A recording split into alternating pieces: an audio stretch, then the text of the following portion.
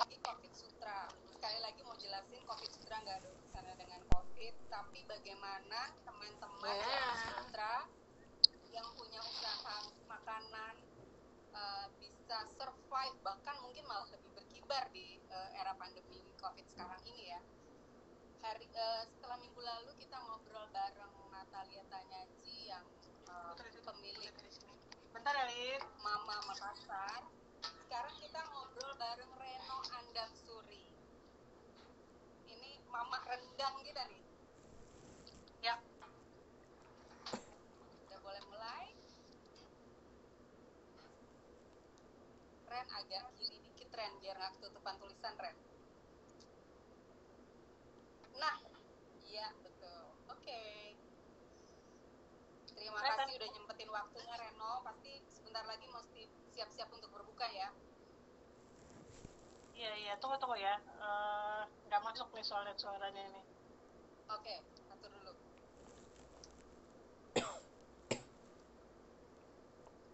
Halo. Oke. Dedi Huang baru join. Oke.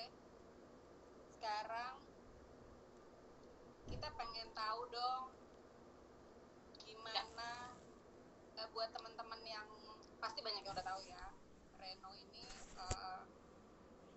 bisa dibilang ibu rendang kita nih di Jalan Sutra terutama ya. Dua karyanya, salah satu yang saya pegang di sini, bukunya mendapat penghargaan di World Gourmand Book Award. Bangga banget nih, emang bukunya tuh keren banget. Bukan cuma bukunya yang keren, tapi isinya tuh keren banget. Tampilannya bagus dan isinya sangat bernas, keren banget. Nah, setuju sama Glenn, Ratu Rendang Nusantara. Oke. Selain aku mau pakai gini juga biar ini selendangnya Glenn, mangkok ayam yang temanya rempah, karena kita lagi ngomongin rempah, kita pakai dong selendang rempah biar menjiwai gitu loh. Menunggu kirim sama Glenn juga selendang rempahnya. Oke. Waktu yang kemarin Bajamba gue pakai ini juga Ren. Ya benar. Oke. Sekarang hai Nat. Sekarang nih ya pengen tahu nih Ren, selain seorang memang orang Minangkabau, apa sih yang membuat Reno jatuh hati pada rendang? Karena keadaan kali ya. Enggak ya. Ya maksudnya kan bukan keadaan sekarang dong, udah lama nih gue udah tahu Reno bikin rendang ya. Jadi kenal ya pasti sudah kenal udah lama ya, karena kan keluarga Barat. Tapi kemudian kenapa akhirnya memutuskan untuk lebih dalam mencari tahu tentang rendang, karena kita pernah bikin event Jalan Sutra, ingat nggak Lid? Namanya The Battle of Rendang ya. Oh iya. Nah terus justru dari situ ya, waktu itu kalau nggak salah di Senopati kan? Betul. Nah tapi sebetulnya dari event itu kemudian bertanya-tanya gitu, kenapa harus di battle ya gitu kan, itu pertanyaan buat diri sendiri gitu, kenapa harus battle gitu, karena sebetulnya rendang itu masing-masing daerah itu kan beda-beda gitu. Di rumah punya resep beda-beda gitu, kenapa harus kemudian di battle gitu, kenapa kita kemudian nggak merangkum ini jadi sebuah wacana yang kaya gitu, ketimbang harus battle. Mungkin battle bukan kata yang tepat ya. Transformer lawan siapa gitu kan, kesannya seperti itu gitu. Nah akhirnya gue pikir ini sesuatu yang rasanya menarik gitu untuk ditulis atau untuk diulas lebih jauh gitu. Jadilah akhirnya mencari tahu lebih dalam soal si rendang ini. Sebetulnya di keluarga gue rendang memang kenalnya tidak hanya daging gitu, karena keluarga itu macam-macam sukanya, ada yang suka ayam, jadilah ada rendang ayam, ada yang sukanya seafood, bikinlah rendang udang gitu. Jadi mengenal rendang macam-macam itu sebenarnya di rumah udah kenal, tapi gimana membawa ini keluar gitu, cerita ini kemudian dibawa keluar gitu, akhirnya lah mulai mendalami, mencari tahu lebih tentang rendang Sumatera gitu. Oke. Rendang itu tadi Reno bilang rendang udang, rendang ayam gitu ya. Rendang itu sebenarnya nama makanan, nama masakan, atau proses proses masak. Jadi ketika gue nulis buku rendang traveler itulah mulai kalau gitu rendang ini apa ya gitu. Itu pertanyaan itu timbul ketika mulai riset ya gitu. Kalau gitu rendang ini apa dong gitu.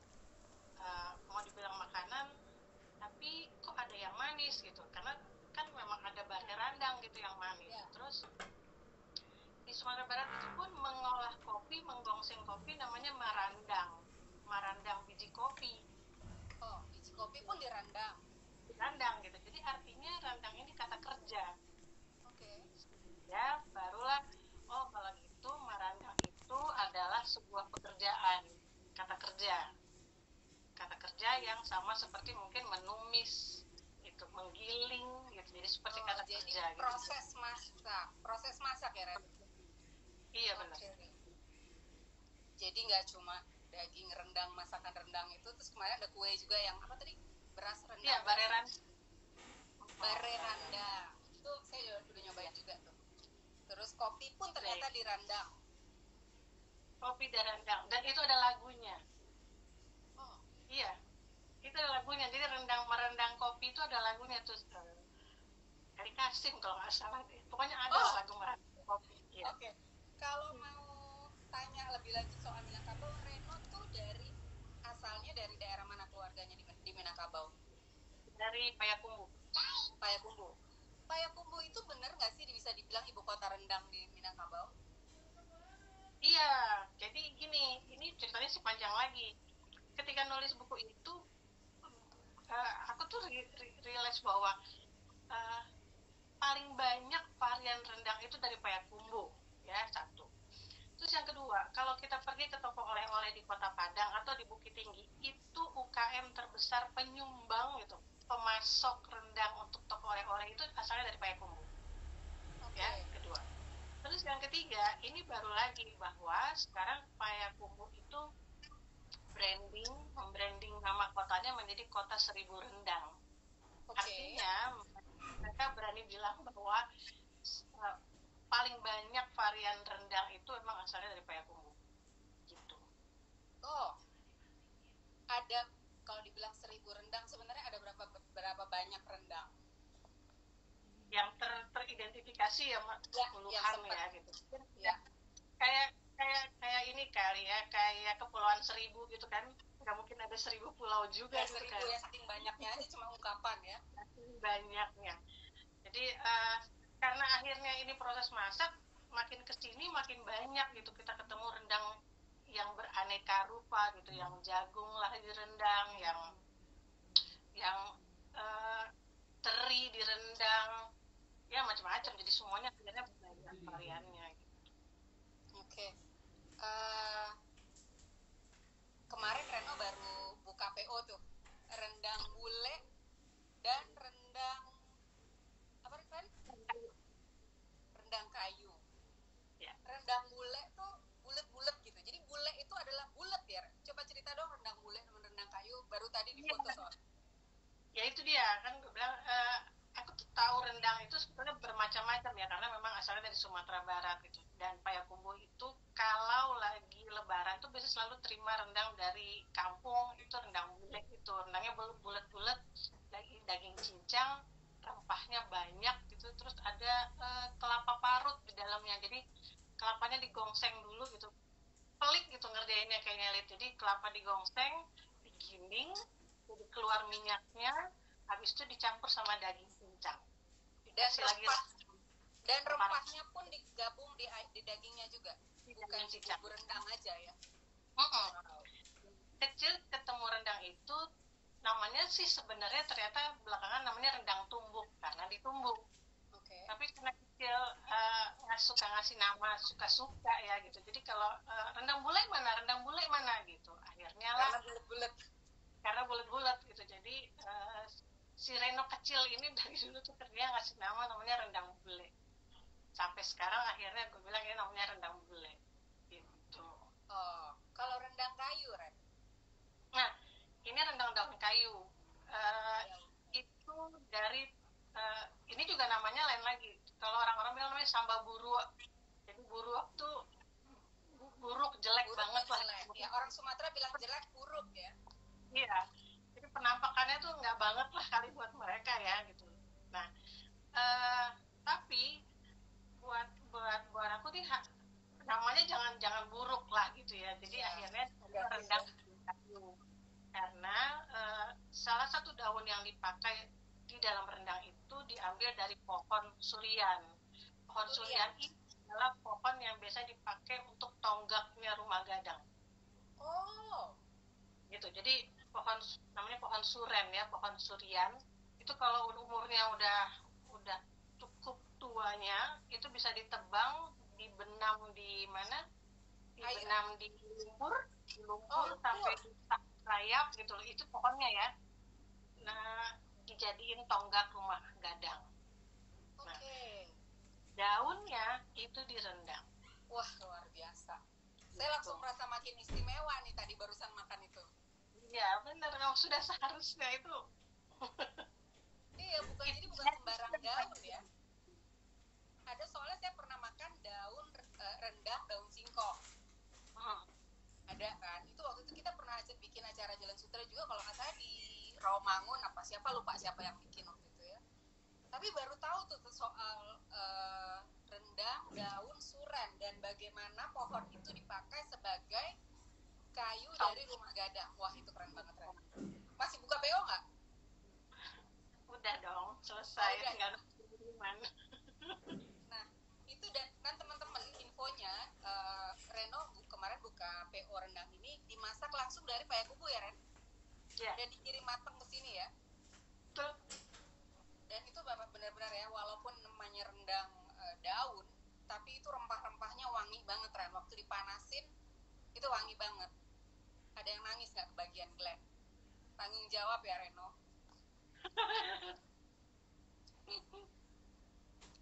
Maaf ya, Glenn. Sekali lagi terima kasih buat teman-teman yang udah join. Ada Vela, ada Natalia Tanyaji, ada I Love Fried Banana, ini teman saya di Singapura nih. Ada Maria dari Bali, ada Monik, Tukuan Hendra, Komar Niode, ini apa Ibu Amanda? Oh, ada Uni Reno, ada Tintin. Halo Tintin. Ada Sari Wardi, AFR, bingung nih bacanya kalau semuanya konsonan. Gegap Gempita, Christine. Halo para Uni cantik, saya Medarjin Uni. Ada Boy. Oh, ada suaminya Reno nih. Ikutan banyak ya kita. Ada Pak Anton. Terima kasih udah join. Ada Bugi Dwi Purnanto. Alex Setia, ada Tante Pauline. Tante Pauline. Ada Chef Albert nih, ada Grace. Terima kasih udah join. Oke, kalau ada yang mau bertanya ke Reno silahkan ya. Tapi kita sambil lanjut cerita nanti saya bacain pertanyaannya ya. Terus ya Ren, saya baca-baca buku ini dong. Ini buku ini yang belum punya silahkan tanya sama Reno dan saya dong dapat tanda tangannya Reno. Lihat foto rendangnya pun menarik. Nah ini di sini ada rendang dari different regions, different rendang. Boleh cerita nggak Ren? Daerah apa aja dan punya rendang apa aja yang khas dari daerah-daerah itu? Karena judulnya ini karena rendang adalah kata kerja, jadi kemudian apapun bisa direndang gitu, kira-kira kayak gitulah ya. Akhirnya daerah-daerah itu kemudian mengadaptasi apa yang ada di sekitar mereka untuk dibuat menjadi rendang. Kalau orang kemudian mungkin rendangnya bermainnya dengan ikan gitu kan, atau orang dekat Muara rendangnya adalah rendang lokan gitu, atau kalau di Maninjau itu banyak pensi, kita ketemu rendang pensi yang kerang. Pensi itu apa ya Ren? Kerang tapi kecil-kecil. Oke. Nah, lokan sama pensi beda ya? Asalnya dari Muara. Jadi dari pertemuan antara laut dan ini ketemu Muara. Nah itu pun ceritanya banyak lagi gitu kalau cerita tentang rendang lokan.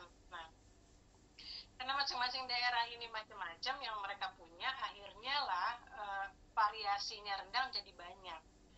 Tuh, ada yang ya itu tadi rendang pensi, ada rendang itik. Kalau di Bukit Tinggi mereka lebih rendang itik daripada rendang daging, gitu kan. Apa namanya, dengan prosesnya juga lama gitu. Itu yang membuat akhirnya gue merasa bahwa kadang-kadang gue ya, karena gue merasa bahwa daerah-daerah ini akhirnya menjadi menarik gitu untuk diangkat gitu. Karena tiap-tiap daerah punya khas rendang yang khas, sama seperti kita ngomong rendang daun kayu tadi, Lid, gitu. Karena tidak ada daging mungkin ya gitu. Aku berpikir gitu, karena tidak ada daging, akhirnya sisi kreatif itulah yang muncul. Apa yang bisa direndang ya gitu, apa yang bisa direndang. Nah, akhirnya si daun-daunan yang tumbuh di karangan itu yang akhirnya direndang, nambahin kaldu ikan untuk ada rasa manis. Kaldunya ikan haruan atau ikan gabus gitu. Oke. Berarti proteinnya juga tetap dapat ya, walaupun tanpa daging ya. Itu kreasinya keren. Ada daun dari rendang dari daun lain nggak? Kebalik ngomongnya tadi. Banyak. Kalau kita pergi ke gini, kalau di Payakumbuh kita kenal rendang daun kayu gitu ya. Ada sekitar 5 atau 10 macam daun gitu. Tapi kalau kita pergi lagi ke satu daerah lain, ada namanya daerah Lintau, itu bisa ratusan daun gitu. Batu Sangkar, Lintau itu bisa puluhan daun yang mereka rendang. Dalam dicampur atau satu-satu rendangnya? Dicampur, rata-rata memang dicampur, dan rata-rata mereka tahu ini khasiatnya apa. Oh, ada khasiat. Gitu. Waktu Reno ke Batu Sangkar gitu kan, mereka masak rendang, terus mereka bilang gini, nih Ren, kalau Reno nanti habis makan rendang ini, nanti Reno sering sendawa misalnya gitu, karena dia angin, kan orang jadi nggak masuk angin gitu, atau kalau ini nanti Reno jadi sembuh nih sakit ininya gitu. Jadi masing-masing daun itu tuh mereka percaya punya khasiat ini gitu. Mereka tahu detailnya. Nah, begitu aku pergi ke sana ikut metik. Waktu itu lagi agak demam, terus mereka tahu daun yang ini, Ren. Tapi kalau kerendangnya lama, jadi yang daun ini kamu makan aja dulu, yang rebus, aku rebusin buat kamu minum buat demamnya hilang gitu. Jadi ya kayak apotek hidup tapi direndang. Oke, jadi bukan cuma karena keterbatasan daging, tapi daun di rendang itu juga ada khasiat yang dipercaya bisa berguna untuk kesehatan ya. Ya, jadi aku pikir kalau ralat kalau salah gitu ya, mungkin kalau di Jawa kita kenalnya jamu gitu ya, itu direbus dan kemudian diminum menjadi jamu. Kalau di Sumatera Barat nggak kenal jamu tapi dimasak menjadi lauk gitu. Direndang, oke. Makasih Ren. Kita sapa dulu nih, ada Ibu Elin, ada Esther Mulyani, Mbak Esther, ada Ditama, ada Laponi Tondongta, ada Jiraf Pastri, ada Ibu Strina Zulina, ada Om William Mongso. Terima kasih Om udah join. Ini ada pertanyaan dari Mbak Eka di Paris. Di Malaysia mereka juga klaim rendang sebagai makanan mereka. Apa bedanya rendang Indonesia dengan rendang Malaysia? Apakah Indonesia bisa lakukan rendang ke UNESCO sebagai heritage food seperti kimchi di Korsel? Berat banget itu pertanyaannya ya. Tunggu. Apa bedanya rendang kita dengan rendang Malaysia gitu ya? Bisa dibilang sebenarnya kita serumpun ya, tanpa harus kemudian menjadi pertengkaran atau apa polemik yang besar gitu ya. Pertama adalah kita serumpun. Yang kedua, Raja Minangkabau itu sesungguhnya berangkat juga ke Negeri Sembilan gitu. Jadi turunan raja yang sekarang ada di Malaysia, tolong dikoreksi, itu berangkatnya dari Kerajaan Pataruyung di Minangkabau. Oke. Ketika seorang raja berangkat, aku percaya bahwa dia nggak sendirian gitu, tapi lengkap dengan rombongan termasuk chef-chef kerajaannya lah. Dan gitu, tradisi memasaknya pasti dibawa juga ya. Ya, jadi tradisi memasaknya. Nah, ketika kemudian sekarang orang Malaysia itu kalau mencoba rendang yang dari Sumatera Barat, mereka akan bilang namanya rendang tuk. Jadi rendang tua, rendang datu-datu gitu, rendang yang memang sangat tradisional, yang mereka akui memang ini udah legend banget lah gitu, atau udah sangat sangat penuh cerita lah gitu. Jadi mereka bilang namanya rendang utuh. Itu. Jadi kalau di Malaysia sendiri mereka bilang rendang Sumatera Barat yang hitam itu namanya rendang utuh. Nah, kemarin sempat bertemu dengan satu orang peneliti dari seorang profesor dari Malaysia pas acara Jalur Rempah. Kita sama-sama sepakat bahwa iya rendang kita sama gitu, rendang kita sama tapi rendang Sumatera Barat memang lebih advance, jadi lebih banyak variannya dan itu terjaga sampai sekarang. Oke, karena mungkin bahan-bahannya juga ada ya. Jadi level matang yang hitam itu tuh tetap dijaga sampai ya, sekarang. Di Malaysia nggak sehitam, nggak sekering rendang Padang ya. Makanya mereka bilang ini rendang tua. Rendang datu itu rendang orang-orang tua.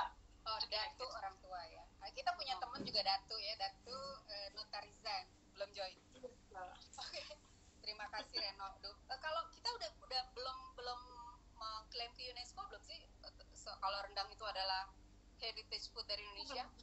Mungkin udah kali ya, tapi mungkin bisa kita colek juga di si pemerintah kota Payakumbuh atau Pemprov Sumbar. Atau William Wongso mungkin punya infonya, beliau sering pergi ke Sumatera Barat nih. Iya mungkin ya kita tunggu William ya. Terus lanjut lagi ke soal rendang tadi ya Ren, menarik banget dengan segala macam bahan yang ada tergantung dari bahan yang tersedia di daerahnya ya. Kan gue baca-baca ini Ren, ada lagi nih selain rendang, gue tuh rendang daging udah nih, ternyata terpatahkan kalau rendang cuma daging, ternyata banyak rendang yang lain, rendang daun. Tapi gue pikir rendang itu pasti ada bawang merah, tapi ternyata ada rendang yang tidak ada bawang merah. Cerita dong Ren, apa ada rendang yang bumbu-bumbunya aneh?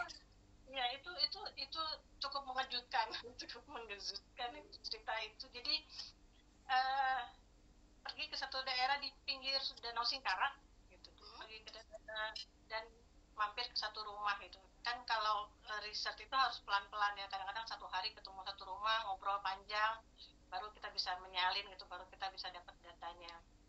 Nah, pergi ke satu rumah itu ketemu sama ibu-ibu yang baru keluar dari hutan lah gitu kira-kira. Terus keluar dari hutan terus ya nanya dong gitu, ibu di sini rendangnya gimana gitu, seperti apa gitu, mau pesen dong gitu. Itu salah satu cara gimana aku kemudian bisa mendapatkan cerita soal rendang gitu, karena awal mulanya pesen gitu ya, akhirnya mereka kemudian mau cerita. Oke. Rendang seperti ini gimana sih, rendang di sini ini seperti apa gitu. Nungguin nggak sih dia bikinnya Ren habis pesen? Beberapa narasumber, beberapa orang iya aku tungguin. Sampai boleh dilihatin prosesnya ya.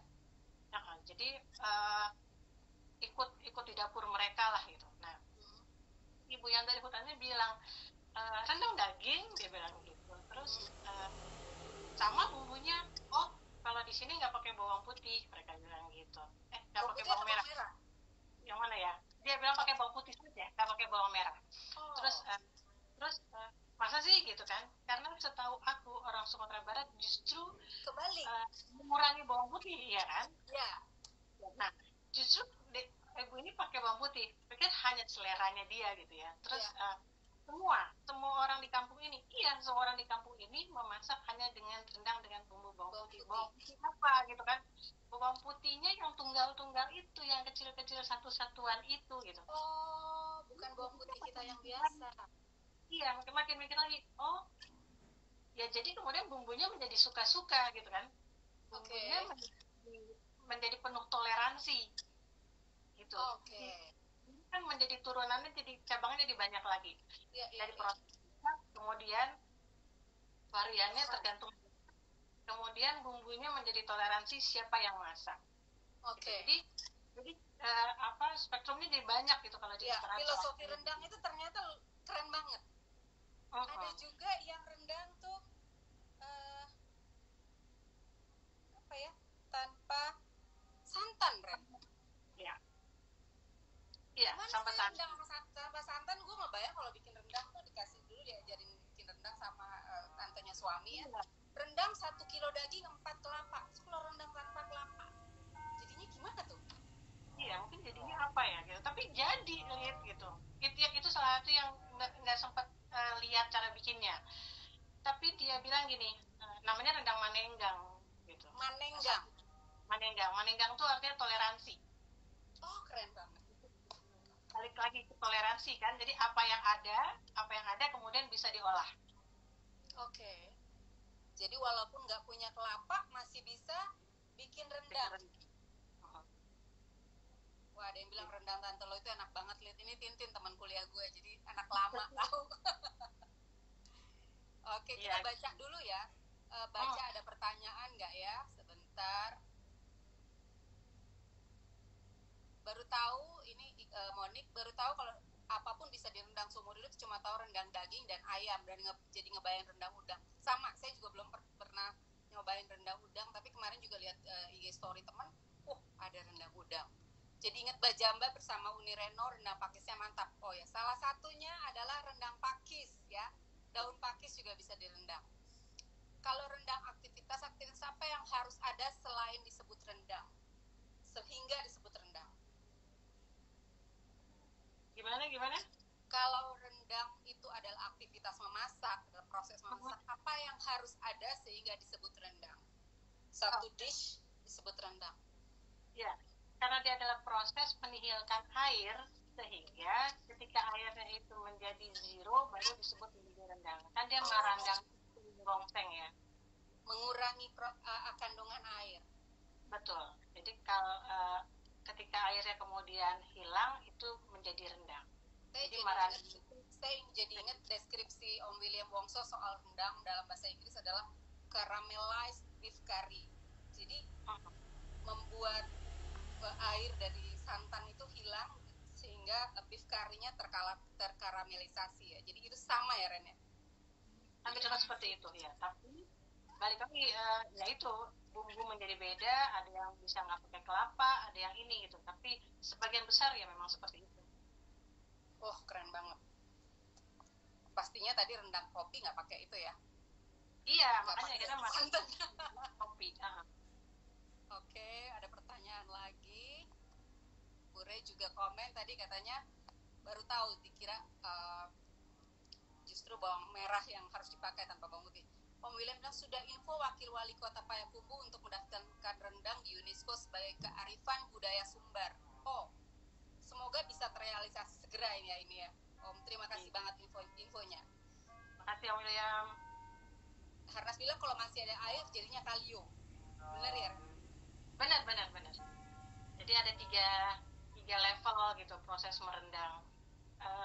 Aku kadang-kadang suka bilang kan kalau ketemu teman-teman gitu pengen bikin rendang gitu yang gampang gitu, aku selalu bilang pergi ke restoran Padang, beli gulai ayam, dimasak terus sampai jadi hitam, jadilah rendang ayam gitu. Karena proses itu dijalani.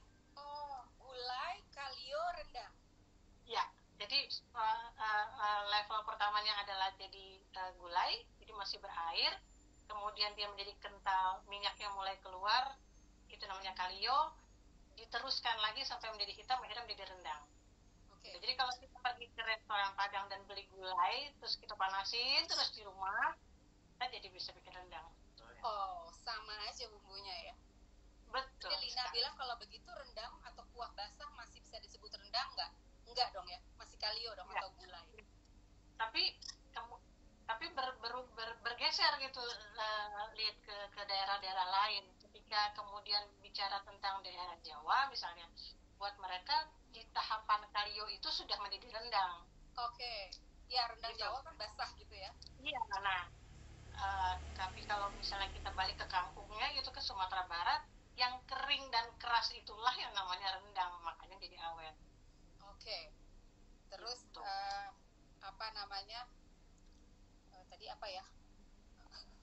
Oke. Tadi mau nanyain. Tadinya ini ada pertanyaan apa ya? Oh enggak, udah ya. Keren. Kalau rendang manis tadi pernah sempat disebutin ada rendang apa? Namanya bare rendang gitu. Ini yang direndang adalah berasnya. Oke. Jadi yang bare rendang, yang direndang, yang dinihilkan airnya adalah berasnya. Oke. Beras kan udah kering, Ren? iya tetap ada sedikit kandungan air dari Air. beras. Ya, itu yang kemudian direndang di gongseng itu, kemudian ditambahkan air gula, santan kelapa, terus santan kelapa, air kelapa, gula, akhirnya jadi bare rendang. Itu jadinya seperti dodol gitu ya?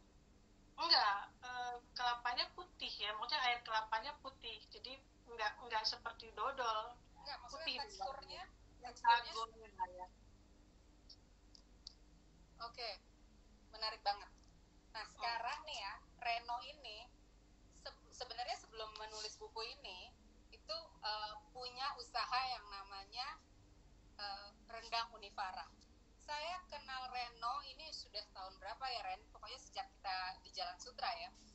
Iya. Waktu itu kita ada satu event namanya Jakarta Culinary Festival. Kalau nggak salah yang pertama ya.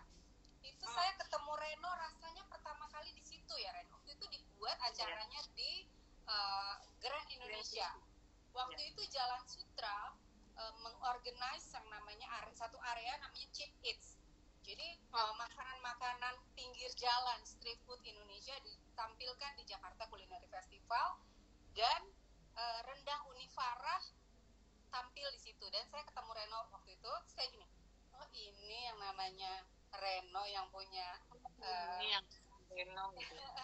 Oh cantik ya, bukan kayak uni-uni yang saya pikir udah tua gitu ya. Ternyata ini orangnya funky. Itu tadi saya waktu ngobrol kemarin sama Reno, saya bilang ntar saya cerita deh waktu di live. Waktu itu saya ingat, jadi itu berkesan banget buat saya, sampai sekarang saya ingat. Nah cerita dong Ren, bikin rendang Univara ini mulainya kapan Ren? Pastinya rasanya sih sekitar tahun 2004 gitu. Udah lama ya, lama banget. Terus, bukannya tren-tren rendang sekarang nih, udah lama nih. Bukan. Justru kita itu dianggap orang kurang kerjaan sih waktu itu ya. Karena jualan di bazar-bazar, kok jualannya rendang gitu, rendang saja tanpa nasi gitu. Jadi buat mereka, ini apa sih gitu.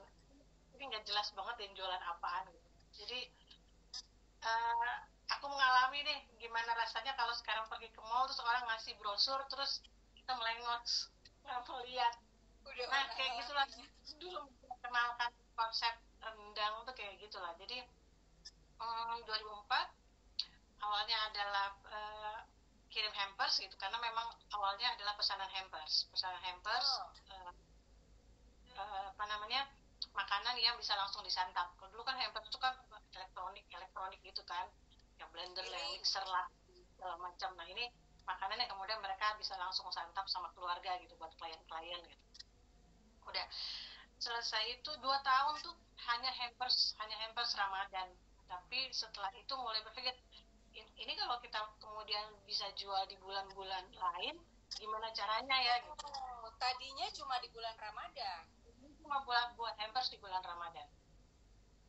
Terus mikir gimana caranya bisa jualan di luar Ramadan gitu. Mulailah belajar vacuum gitu. Itu kan belum ada tuh rendang dalam kemasan vacuum. Jadi mulailah belajar, bisakah rendang ini di vacuum gitu kan. Belilah tuh mesin vacuum yang kecil-kecil, yang compact itu kan. Itu nggak kuat untuk minyak yang segitu banyak gitu kan. Jadi juga minyaknya ya. Itu habis berapa plastik, atau setiap jam itu gue meniriskan minyak supaya menjadi lebih kering. Bangun tengah malam ngambilin lagi minyaknya supaya bisa divakum. Supaya bisa divakum gitu. Nah udah dari situ mulai memperkenalkan konsep rendang vakum, yaitu ikut bazar-bazar, dan yaitu ketemulah muka-muka orang itu kalau ngelihat rendang tuh di dalam kemasan vakum, mereka tuh ngeliatnya gini, rendang, terus jalan, udah gitu. Jadi ya begitu memperkenalkan sebuah konsep ya.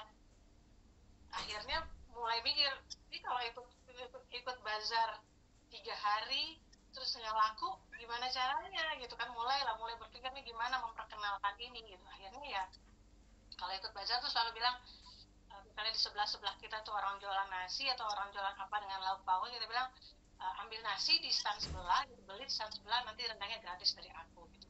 Oh, Begitu memperkenalkan waktu oh itu. ini cara mempromosikan waktu itu ya. Jadi nggak Betul. cuma belajar bagaimana packing rendang, tapi juga bagaimana supaya orang mau coba. Kan itu yang baru, iya betul. Betul. Sekarang sih udah banyak orang jualan rendang vakum di bazar-bazar. Saya Iya. bayang tuh 16 tahun lalu atau 18 tahun lalu ya. 12 15. tahun lalu. 16 ya. 16 tahun lalu Reno sudah mulai itu ya. Rendang Unifara itu namanya Reno kok Farah sih? Iya, itu nama anak pertama. Nama pertamaku namanya Farah. Oke. Gitu.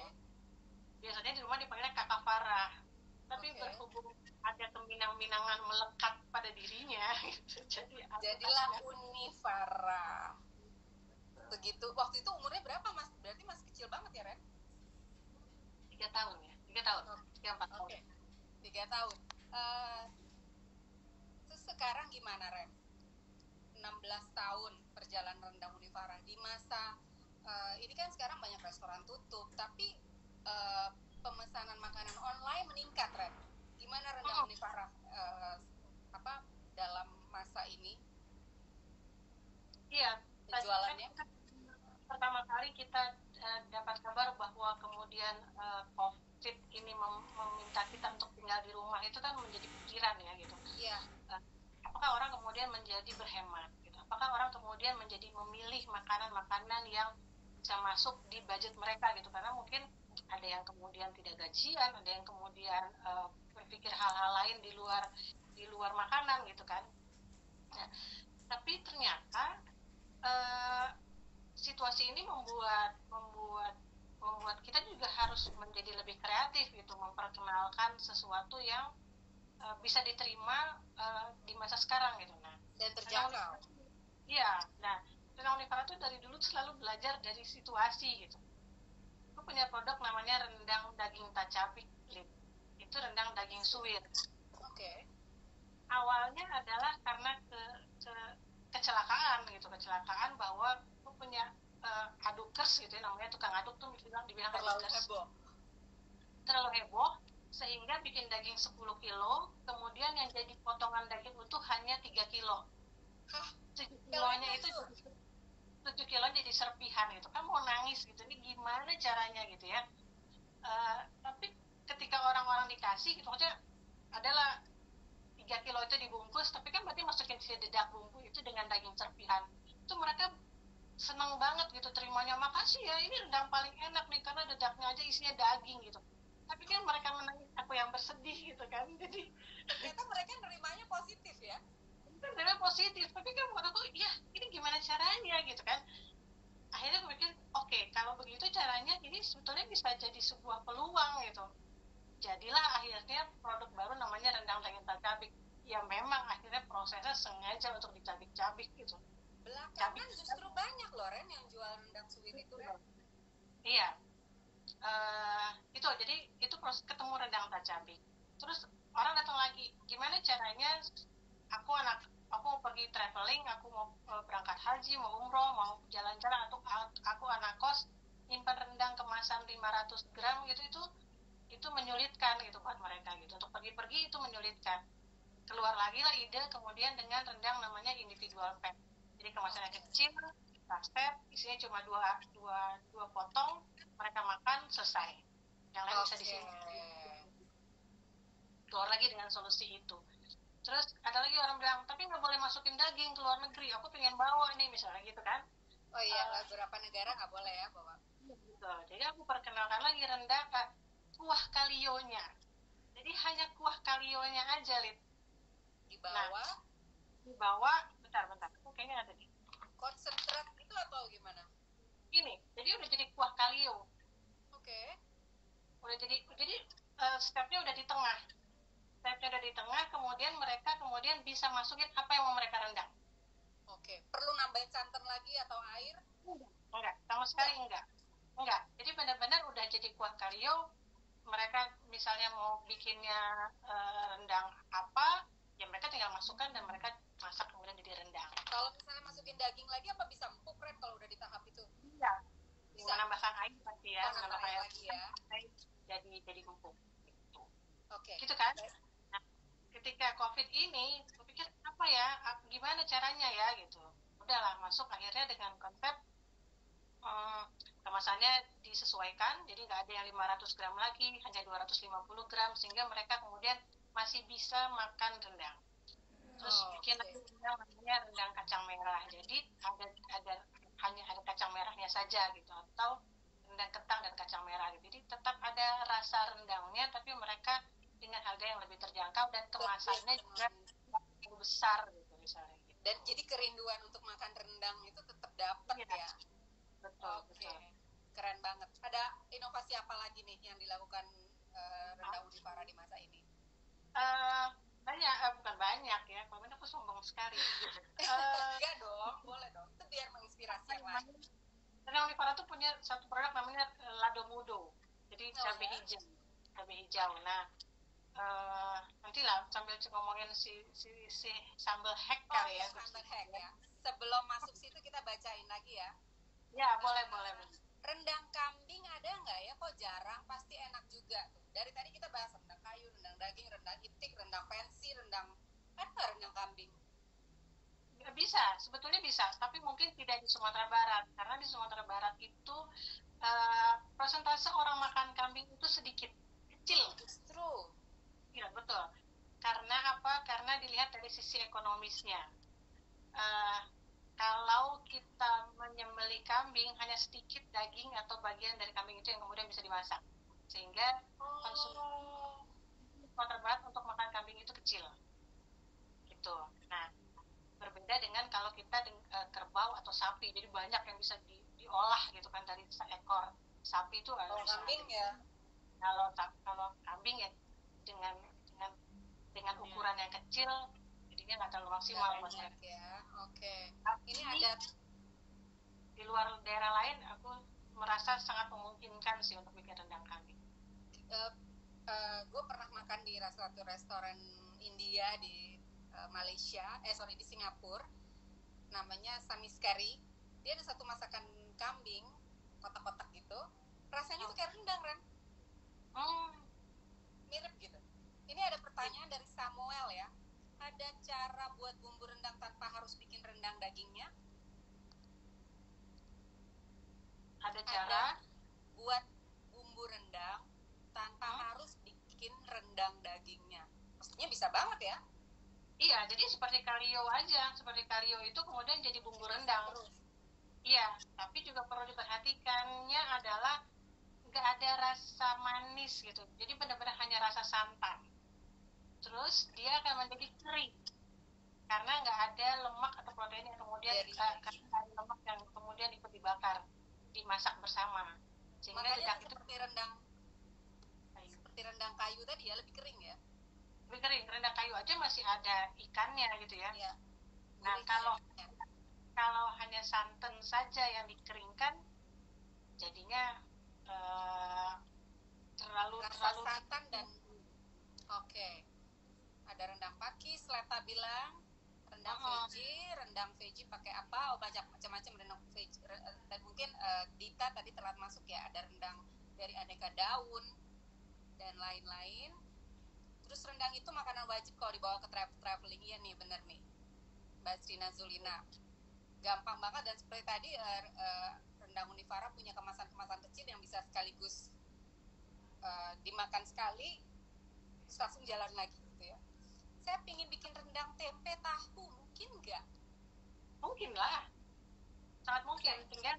Tinggal nanti berpikir berapa proporsi si santannya untuk sekian banyak tempe misalnya gitu.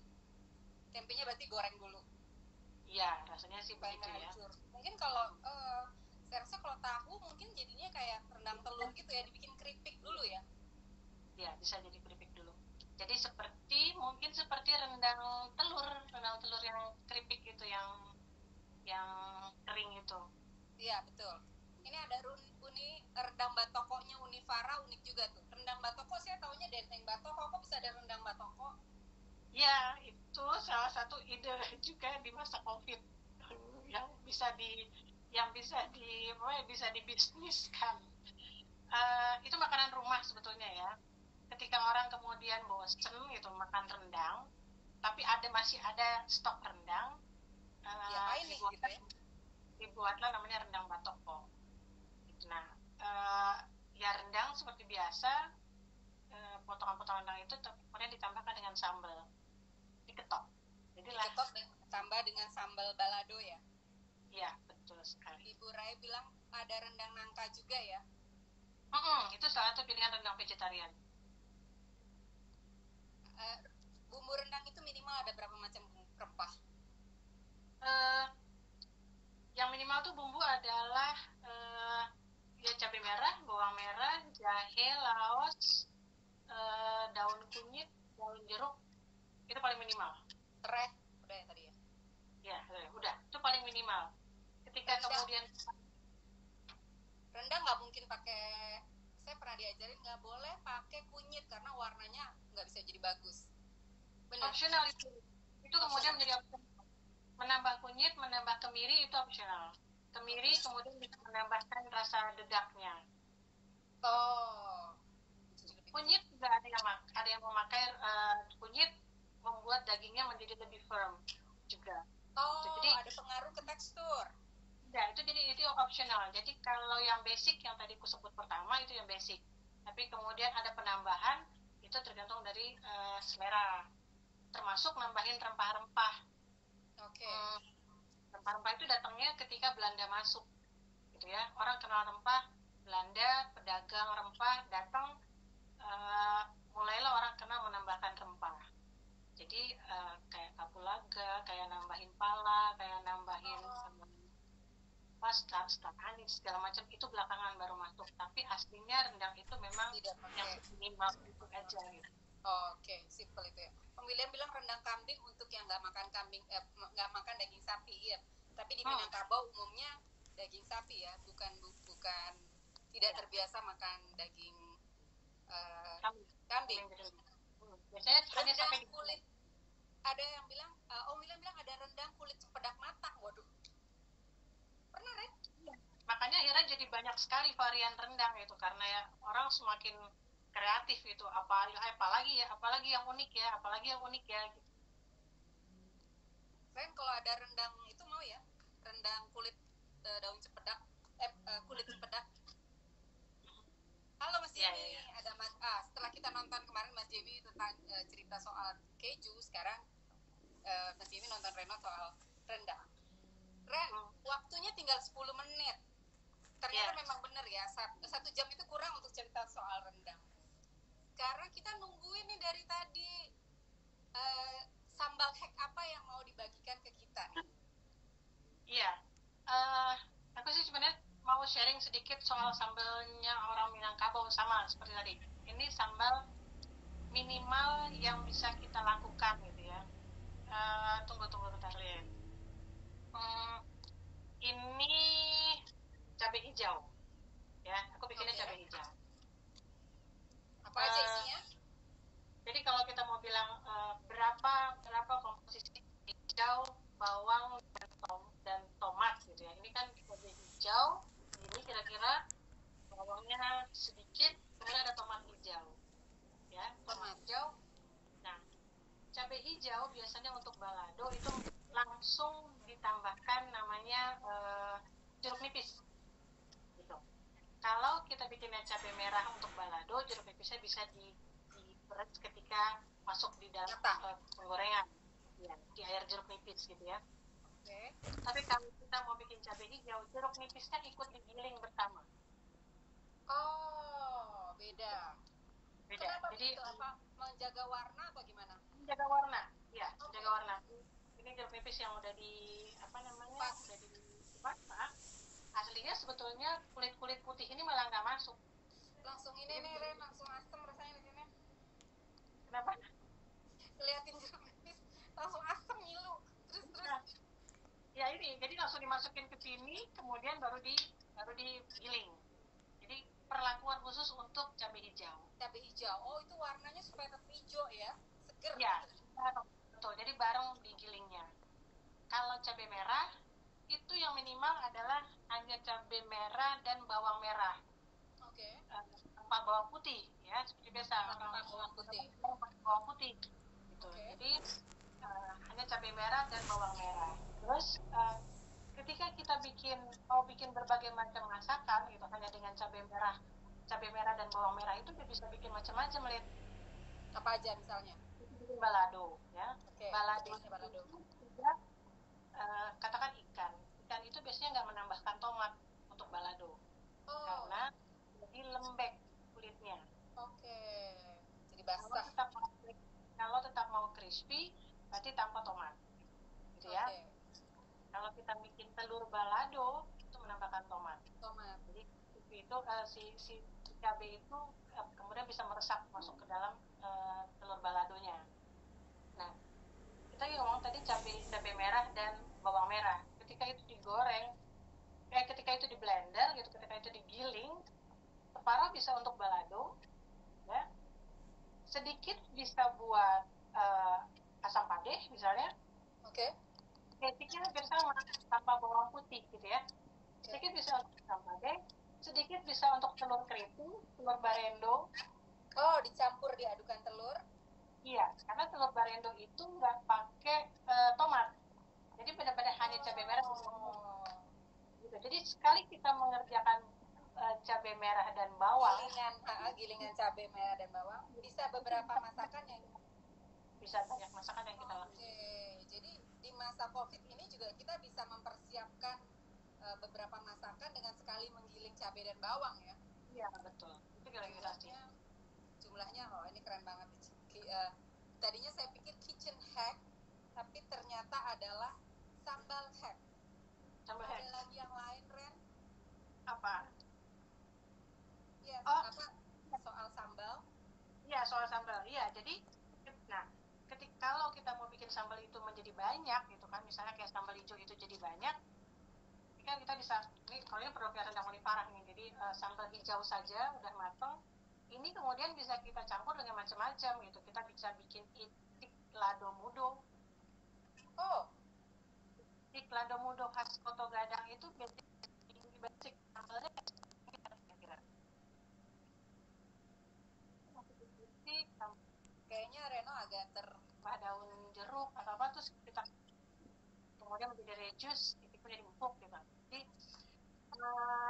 Jadi dari basic sambal kita bisa bikin macam-macam.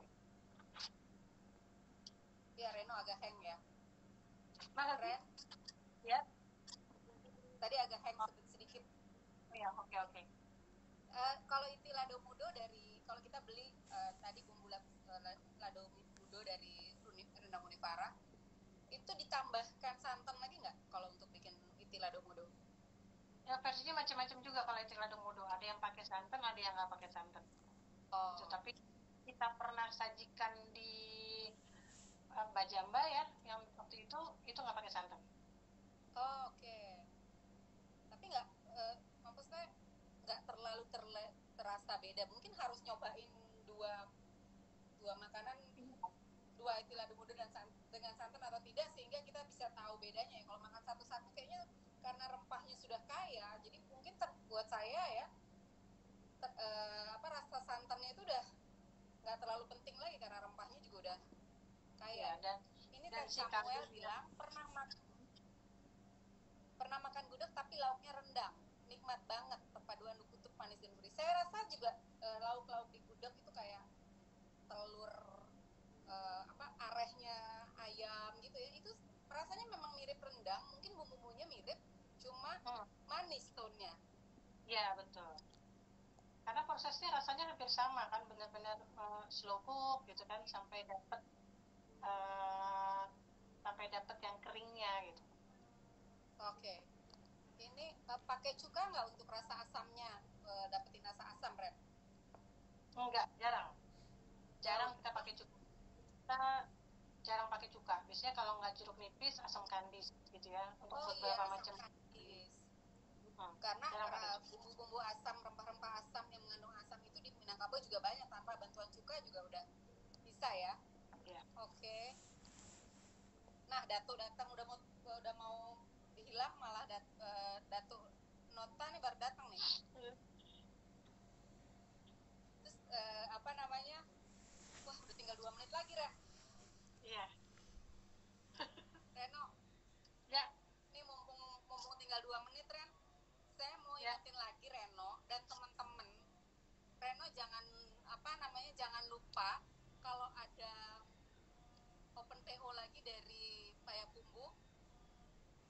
infoin kita ya.